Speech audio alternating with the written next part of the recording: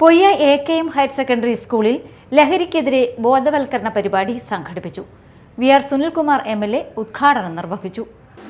അത് കൃത്യമായിട്ട് പ്രാവർത്തികമാക്കുകയും ചെയ്യേണ്ടതായിട്ടുണ്ട്.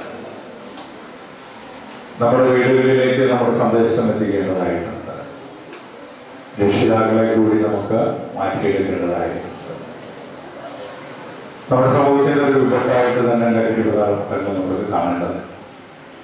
ഇതിനെതിരായിട്ട് പ്രതിരോധം സൃഷ്ടിക്കുക എന്നുള്ളത് സർക്കാരിന്റെ ഉത്തരവാദിത്വം എന്ന നിലയിൽ കണ്ടുകൊണ്ട് തന്നെയാണ് വിമുക്തിയിലൂടെ ബോധവൽക്കരണ ക്ലാസുകൾ ഇവിടെ നടത്തിക്കൊണ്ടിരിക്കുന്നത്. എല്ലാ വിദ്യാലയങ്ങളിലും കുട്ടികളിലും സന്ദേശം എത്തിക്കുന്നതോടൊപ്പം തന്നെ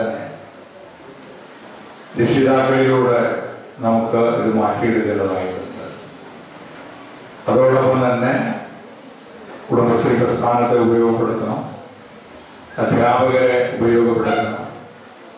അത്തരത്തിൽ പൊതുസമൂഹത്തെ ബോധവൽക്കരിക്കുന്നതിലൂടെ മാത്രമേ ഇതിൽ നിന്ന് മോചനം നേടാൻ നമുക്ക് സാധിക്കുകയുള്ളൂ. School പ്രധാനാധ്യാപിക P. രേഖ അധ്യക്ഷത വഹിച്ചു.